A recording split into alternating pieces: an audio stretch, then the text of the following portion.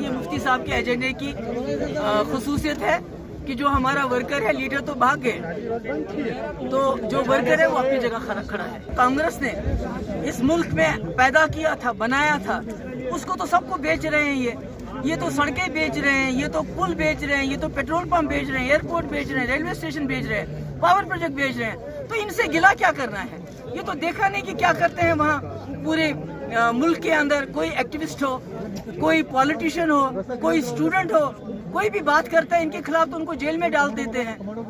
तो हुर्रियत की तो बात ही नहीं है। कांग्रेस के में जरूर कुछ खामियां हो सकती हैं, मगर आपको इस बात को मानना चाहिए कि जो जम्मू कश्मीर का इल्हाक हिंदुस्तान के साथ हुआ है, वो उस हिंदुस्तान के साथ हुआ है जो जवाहरलाल नेहरू का हिंदुस्तान, जहां भाईचारा।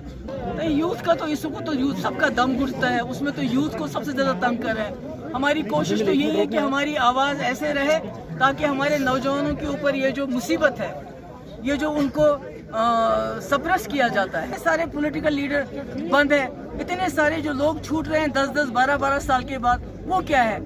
उनका तो ट्रायल के बाद वो प्रूव हो गए। इसका मतलब थोड़ी कोई अंडर ट्रायल है तो इसका मतलब वो गुनहगार है। फिर तो साध्वी प्रज्ञा क्या थी?